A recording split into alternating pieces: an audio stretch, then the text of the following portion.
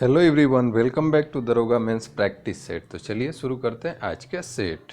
पहला क्वेश्चन है कि बोकारो स्टील लिमिटेड किसकी मदद से स्थापित हुआ। तो अगर बात करें बोकारो स्टील लिमिटेड, तो बोकारो रूस के सहयोग से यानी कि सोवियत यूनियन के सहयोग से हुआ था।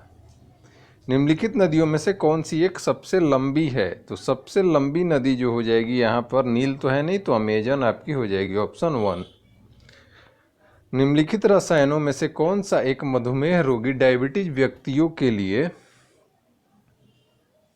दिया जाने वाला कृत्रिम मधुरक है, यानी कि उनके जगह पे, उनका चीनी के जगह पे उनका काम करता है, तो होता है एस्पैरेटम, यानी कि ऑप्शन ए।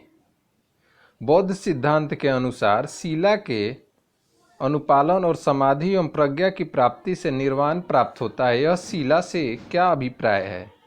तो यह शिला से मानसिक नियंत्रण का अभिप्राय होता है। ऑप्शन ए आपका सही है। नेक्स्ट है कि कालिदास लिखित मालविकाग्निमित्रम का नायक अग्निमित्र किस राजवंश से था। तो अगर बात करें अग्निमित्र का, तो वो आपको शुंग वंश से था। ऑप्शन ए।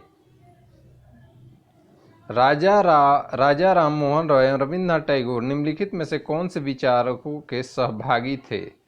अंतर्राष्ट्रीयता, मूर्ति पूजा का विरोध, तार्किक एवं वैज्ञानिक दृष्टिकोण में विश्वास, उपरोक्त सभी हो जाएंगे option 4।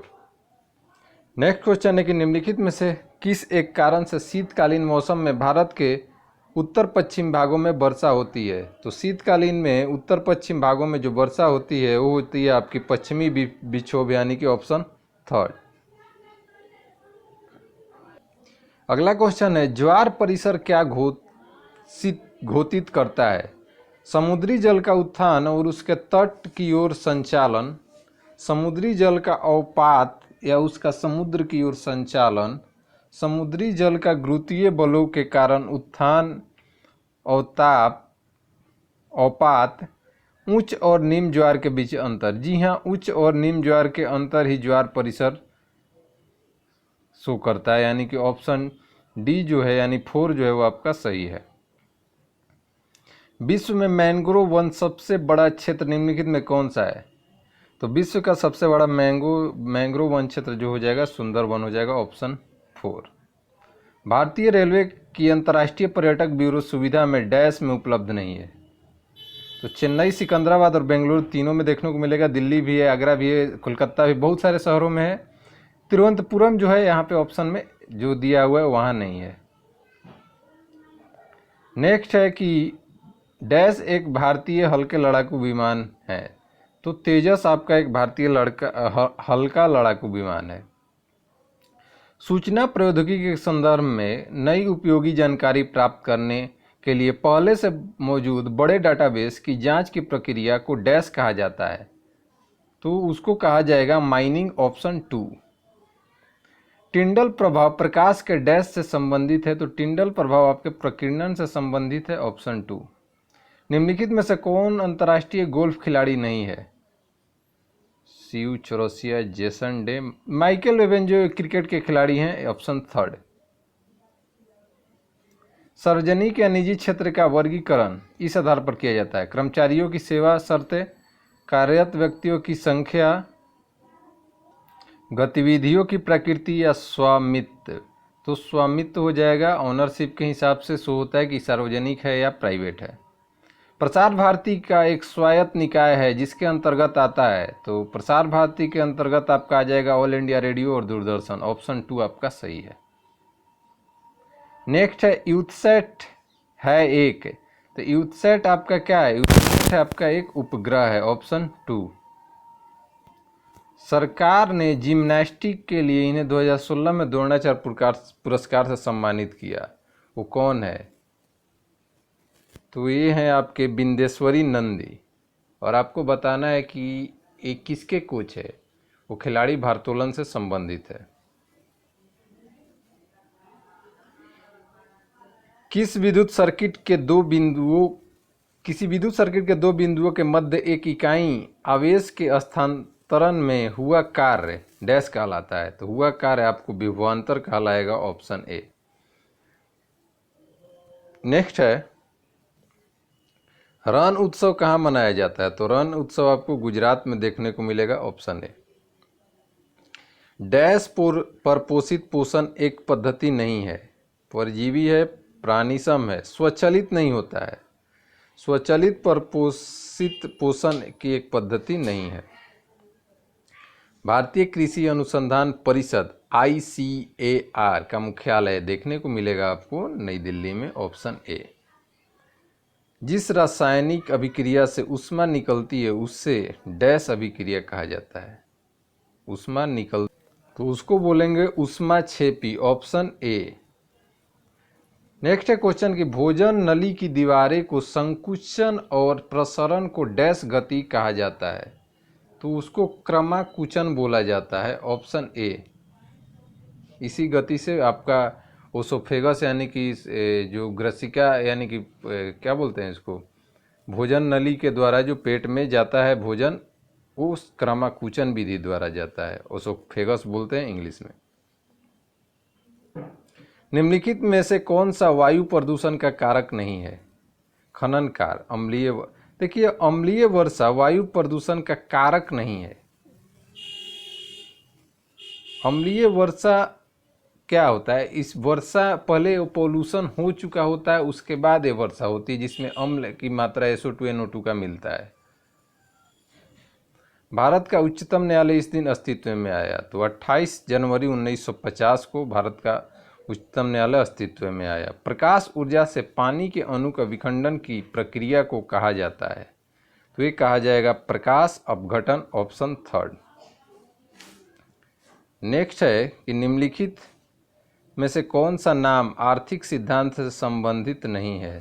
Thomas Robert Malthus, David Ricardo, John मेडन Keynes, Niels Henrik David Bohr. जी हाँ, ऑप्शन 4 जो है वो ये आर्थिक सिद्धांत यानी इकोनॉमिक्स से नहीं रिलेटेड है, ऑप्शन 4। अर्थशास्त्र में बहुत गहरी, लंबी और दर्दनाक मंदी को कहा जाता है?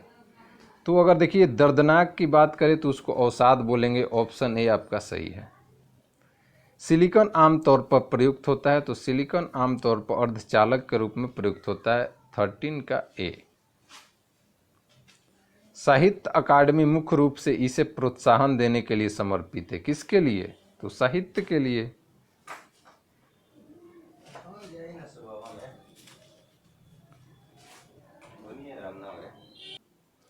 नेक्स्ट क्वेश्चन है कि जयमंडल आरक्षित क्षेत्र का सबसे सही विवरण है? तो जयमंडल आरक्षित क्षेत्र का सबसे सही विवरण हो जाएगा सतत विकास के अध्ययन स्थल, ऑप्शन थर्ड।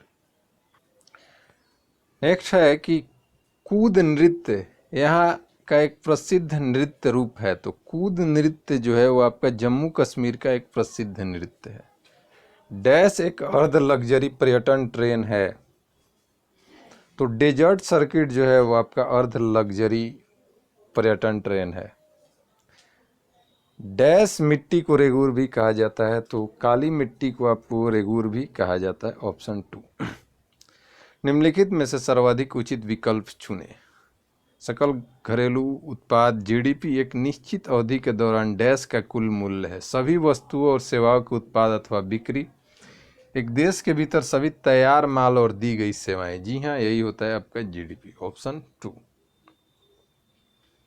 स्वतंत्रता संघर्ष के दौरान हुए असहयोग आंदोलन की परिकल्पना में यह शामिल नहीं था? प्रशासनिक सेवाओं का बहिष्कार, विदेशी सेवाओं का, आम दंगे उसमें शामिल नहीं था, ऑप्शन थर्ड। बौद्ध तीर्थ स्थान दांत का मंदिर यहाँ स्थित है? तो दांत का मंदिर आपको श्रीलंका में देखने को मिलेगा।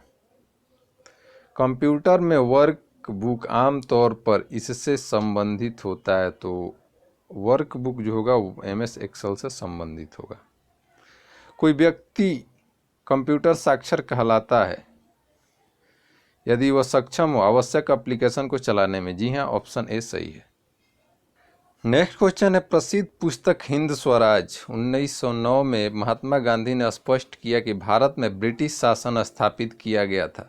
तो ब्रिटिश शासन स्थापित किया गया था भारतीयों के सहयोग से, ऑप्शन ए उन्होंने इस बुक में लिखा।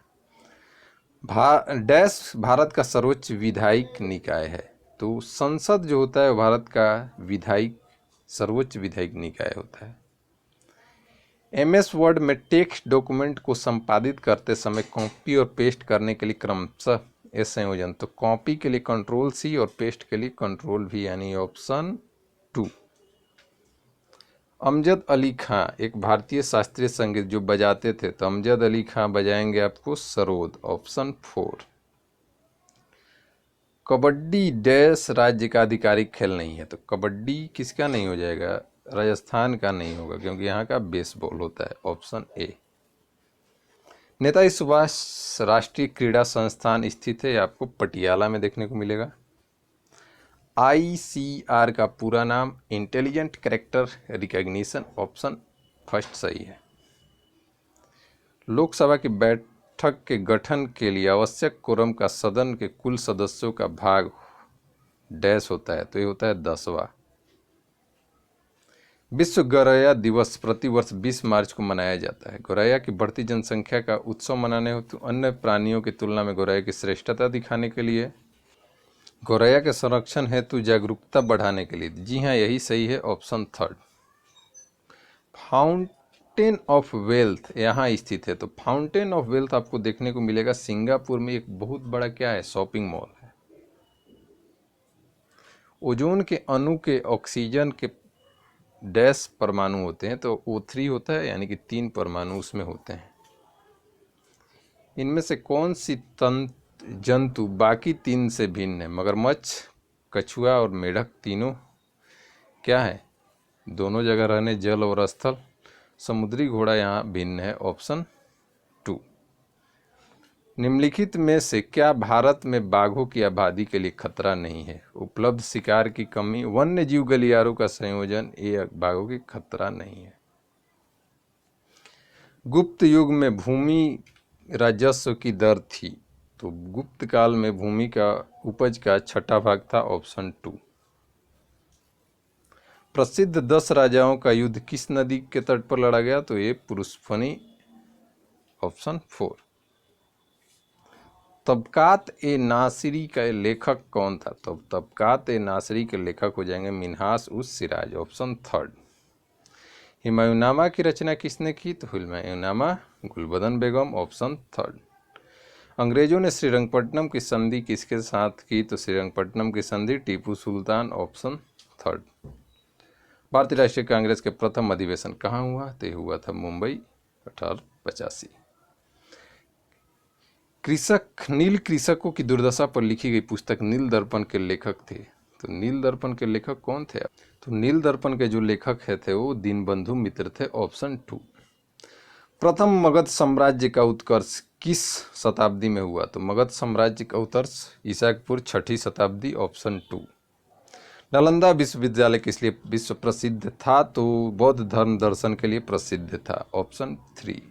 जैन धर्म के प्रवर्तक महावीर स्वामी का जन्म स्थान कहाँ था? तो जैन धर्म के प्रवर्तक महावीर स्वामी का जन्म स्थल कुंडग्राम, वैशाली, कुंडग्राम हो जाएगा, ऑप्शन 3।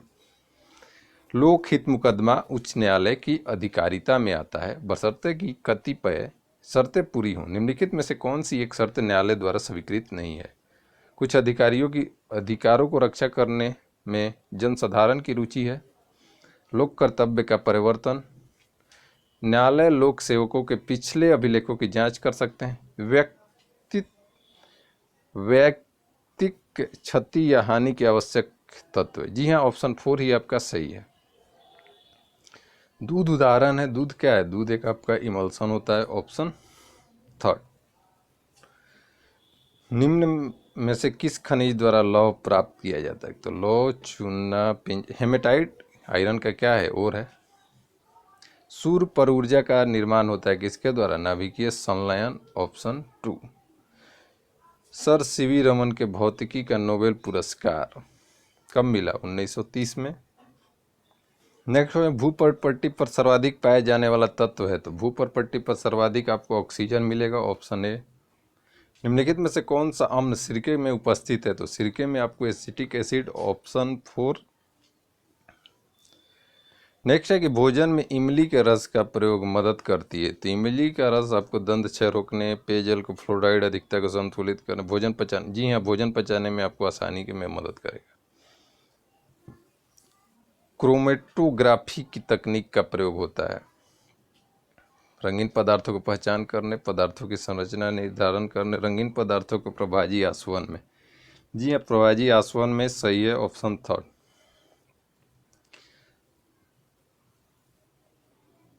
नेक्स्ट क्वेश्चन है प्रकाश विकिरण की प्रकृति होती है। तो प्रकाश विकिरण की प्रकृति हो जाएगी तरंग एवं कण दोनों के समान, यानी कि ऑप्शन थर्ड। भारतीय संविधान के प्रस्तावना में भारत को किस रूप में घोषित किया गया।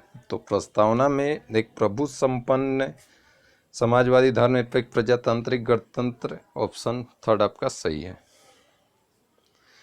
भारतीय संविधान ने केंद्रीय सरकार के अधिशासी व्यक्तियों को किसमें निहित किया है। तो ये निहित किया गया है आपको राष्ट्रपति में, ऑप्शन फर्स्ट।